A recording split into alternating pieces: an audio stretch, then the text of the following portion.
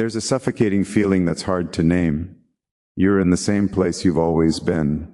The same city, the same job, the same circle of people. Nothing has objectively changed about your environment, but everything feels wrong. Too small, too limiting, too shallow, like wearing clothes from 5 years ago that technically still fit but feel unbearably tight and restricting. You haven't outgrown your environment physically. You've outgrown it mentally. Your mind has expanded beyond what your current environment can contain or stimulate. Your thoughts have become too big for the conversations available to you. Your questions have become too deep for the answers your environment provides. You're experiencing one of life's most disorienting phases, the gap between who you've become and where you still are. Between the person your mind has evolved you into and the life that was built for who you used to be. You look around and think, I don't belong here anymore, and you're right.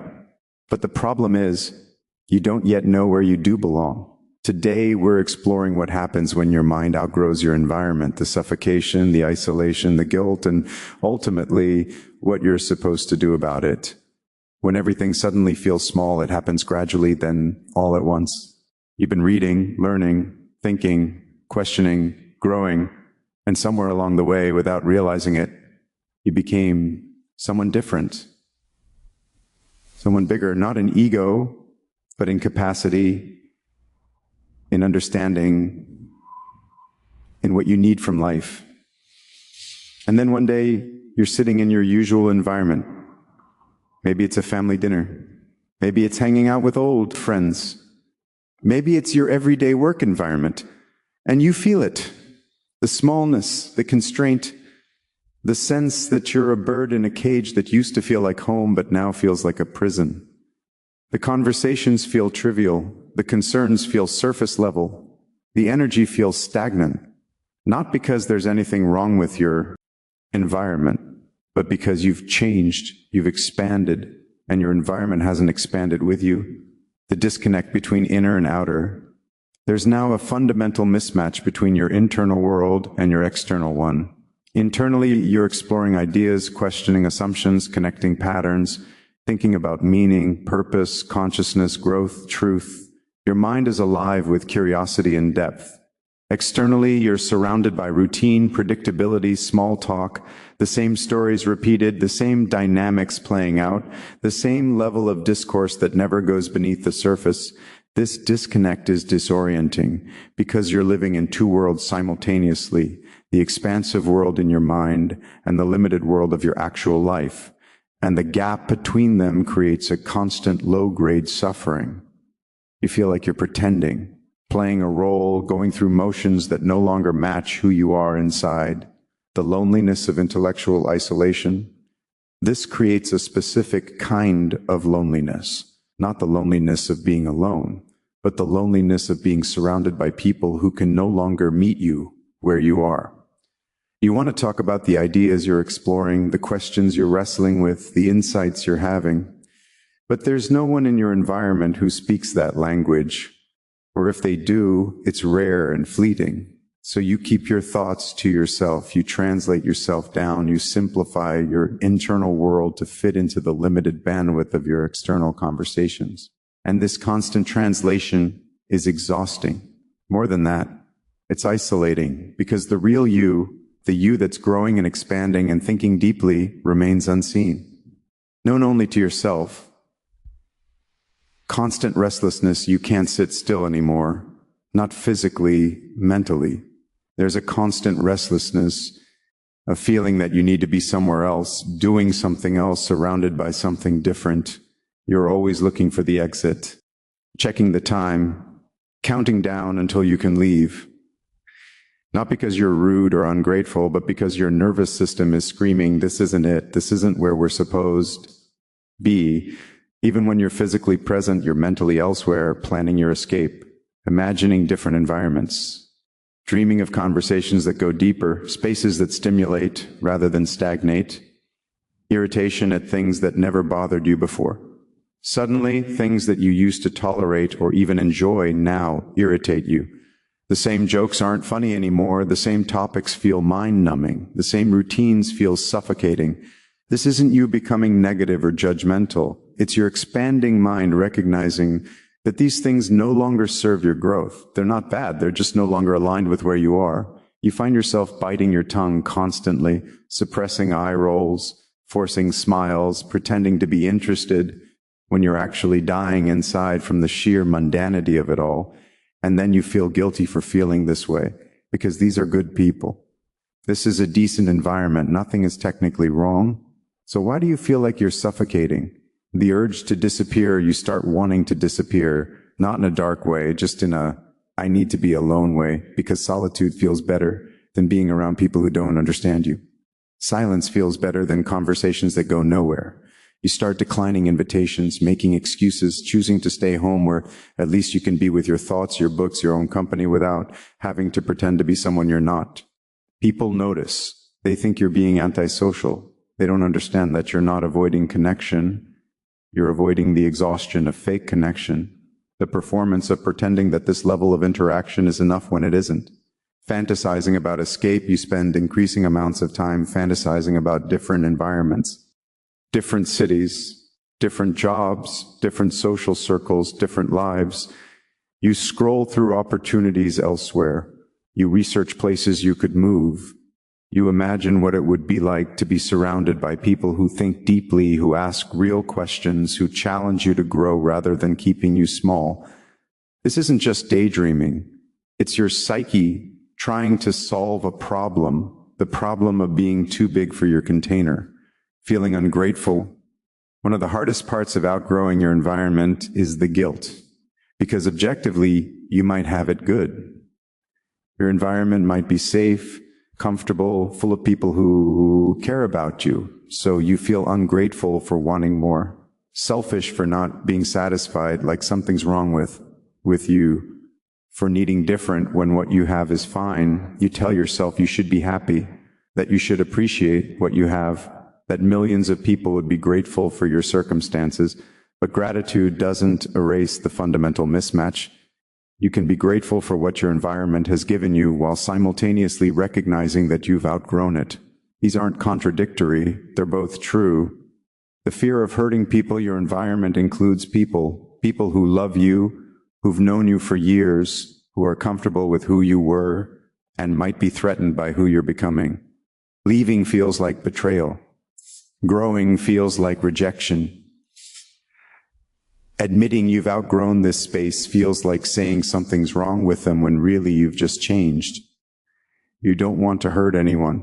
You don't want to be the person who outgrows their roots and abandons where they came from. You don't want to seem like you think you're better than this, so you stay. You suffer quietly. And the guilt of wanting to leave becomes almost as painful as the suffocation of staying, the uncertainty of what's next. Even if you accept that you've outgrown your environment, where do you go? What environment would actually fit your expanded mind? How do you even find it? This uncertainty is paralyzing. At least your current environment is known. At least there's familiarity and safety, even if there's no growth. Leaving means stepping into the unknown. It means potentially being alone while you search for where you belong. It means risking being wrong about what you need. And so you stay stuck, knowing you've outgrown where you are, but too afraid or uncertain to go anywhere else. Questioning your own growth, sometimes you wonder, maybe I'm wrong. Maybe I haven't really grown. Maybe I've just become arrogant. Maybe what I'm calling expansion is actually just ego. Maybe I should be able to be satisfied with what I have. This self-doubt is normal, but it's also often a defense mechanism, a way of staying comfortable, a way of avoiding the difficult task of actually changing your life to match your growth. The truth is, if you've genuinely grown, your environment will feel small. That's not arrogance, it's reality. And questioning your growth won't make the environment fit better. It will just keep you stuck longer. Growth requires new inputs. Your mind grows through new inputs, new information, new perspectives, new challenges, new conversations. When your environment can no longer provide those inputs, growth stagnates or becomes self-directed through books, courses, media. But there's a limit to how much you can grow in isolation from an environment that matches your evolution. Eventually, You need real-world environments that can support, challenge, and stimulate your expanded capacity. It's like becoming a master chef, but only having access to a microwave and frozen dinners. Your skill has outpaced your tools. Your capacity has exceeded your context. You've developed new values as you grow. Your values change. What mattered to you 5 years ago might not matter anymore. What you dismissed as unimportant might now be central. Your environment was built around your old values. The people in it share those values. The activities reflect those values. The entire culture operates according to values you've since evolved beyond. This creates fundamental incompatibility, not because either value set is wrong, but because they're different, and you can't authentically live according to new values in an environment designed for old ones. Your questions have become too big. You're asking questions your environment can't answer about meaning, purpose, consciousness, society, existence, truth, big questions, deep questions, questions that require sustained thought and conversation. Your environment isn't equipped for these questions. It operates at a different level, the level of day-to-day life, practical concerns, surface-level interaction. This isn't a judgment. Most environments operate this way. But if your mind is operating at a deeper level, the mismatch becomes unbearable. You've awakened to possibilities. Growth awakens you to possibilities that were invisible before. You now see paths you couldn't see. You understand options you didn't know existed. You recognize potentials that weren't in your awareness. Your environment reflects the limited possibilities you saw before awakening. It can't show you the new possibilities because it doesn't see them. So you're trapped between two visions, the life your environment offers and the life you now know is possible. And once you've seen what's possible, you can't unsee it. Acknowledge the outgrowth without judgment first. Stop fighting it. Stop telling yourself you're wrong for feeling this way. Stop trying to force yourself to be satisfied with an environment you've outgrown. Acknowledge it. I've outgrown this environment. That's not a moral failing. It's not arrogance. It's not ingratitude. It's just reality. I've changed, and this space no longer fits who I've become. This acknowledgement is liberating, because once you stop fighting reality, you can start responding to it consciously rather than suffering through it unconsciously. Create micro-environments of growth while you figure out your next move. Create pockets within your current environment where your expanded mind can breathe. Join online communities of people thinking at your level. Take courses that challenge you. Attend events in nearby cities. Build friendships with people who match your growth, even if they're not in your immediate physical environment. These micro-environments won't solve everything, but they'll give you oxygen while you're planning your larger escape. They'll remind you that you're not crazy, that there are people and places where your mind fits. Have honest conversations if possible. Have honest conversations with people in your environment. Not in a, I'm better than this way, but in a, I'm changing and I need different things way. Some people will understand, some won't. Some relationships will adapt, some will end. That's okay. It's part of growth. But don't assume no one will understand. Don't suffer in silence when honest communication might create space for mutual evolution or graceful separation. Start planning your transition. If you've genuinely outgrown your environment, you need to plan your transition. Not impulsively, thoughtfully, but also not indefinitely delayed. What environment would better match who you've become? What would need to change? Location, work, social circle, daily routine. What steps would get you from here to there? Start taking those steps, even small ones. Research, save money, build skills, make connections, move toward an environment that can hold your expanded self.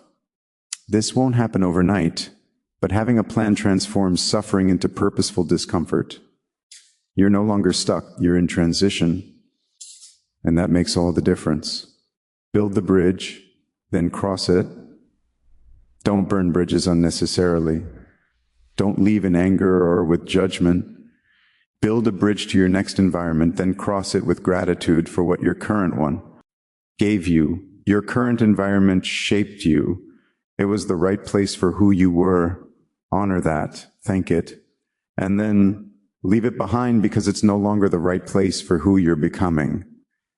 Some people can maintain connections across environments. Some can't. Either is okay. But leave with grace, not resentment. The right environment transforms everything. When you finally find or create an environment that matches your expanded mind, everything changes. Suddenly you're not exhausted by conversation. You're energized by it. You're not translating yourself down. You're being met at your level. You're not pretending to be satisfied. You're genuinely stimulated. The restlessness disappears. The irritation fades. The urge to escape vanishes because you're finally where you're supposed to be. This doesn't mean perfection, but it means alignment. And alignment feels like coming home after years of being lost. You realize how much you were holding back in the right environment. You realize how much of yourself you were suppressing in the wrong one. Ideas you were afraid to share become conversation starters. Ambitions you kept quiet become shared goals. Depths you hid become the norm. You weren't too much. You were just in a space too small.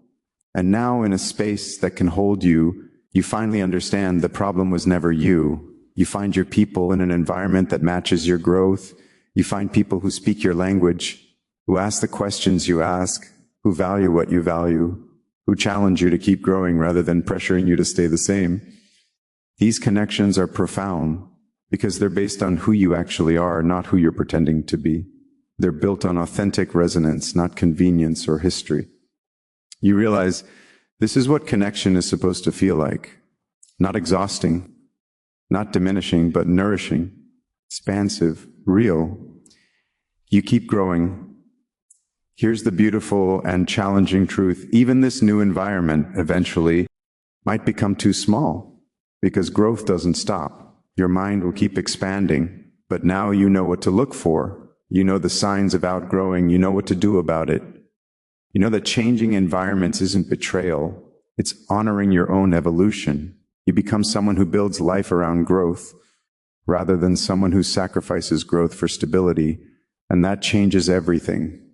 When your mind outgrows your environment, it's one of the most disorienting experiences of the growth journey. You're stuck between worlds, too big for where you are, unsure of where you belong. The suffocation is real, the loneliness is profound, the guilt is heavy, and the uncertainty is paralyzing. But here's what you need to understand. This discomfort is information. Your psyche is telling you something crucial. It's time to change your environment. Not because there's something wrong with where you are, but because there's something right about where you're going. You've worked hard to expand your mind. You've read, learned, questioned, grown. That growth deserves an environment that can hold it, that can support it, that can challenge it to keep expanding. Staying in an environment you've outgrown isn't humility, it's self-betrayal. It's saying your growth doesn't matter enough to honor it with action. It's choosing comfort over authenticity, familiarity over alignment. You deserve an environment that matches who you've become. You deserve conversations that stimulate you. You deserve challenges that grow you. You deserve people who see you and celebrate your expansion rather than fearing it. So start planning your escape, build your bridge to a new environment, and when you're ready, cross it. Yes, it will be scary. Yes, you might fail. Yes, you'll disappoint some people. Yes, there will be grief for what you're leaving behind. But staying will cost you more. It will cost you your growth, your authenticity, your potential, your aliveness. Your mind is outgrown. Your environment, that's not a problem, it's a sign that you're ready for the next chapter, a sign that bigger things are calling you, a sign that it's time to stop shrinking yourself to fit where you are and start building a life that fits who you've become. The world needs people who honor their growth enough to change their environment for it, who refuse to stay small, who choose expansion over comfort. Be one of those people. Your expanded mind is waiting for an environment worthy of it. Go find it. Thank you for watching Motivation Thrones. If your mind has outgrown your environment, you're not ungrateful. You're evolving. Share this with someone who's suffocating in a space that's too small for who they've become. And remember, outgrowing your environment isn't betrayal. It's the natural consequence of growth. Honor it.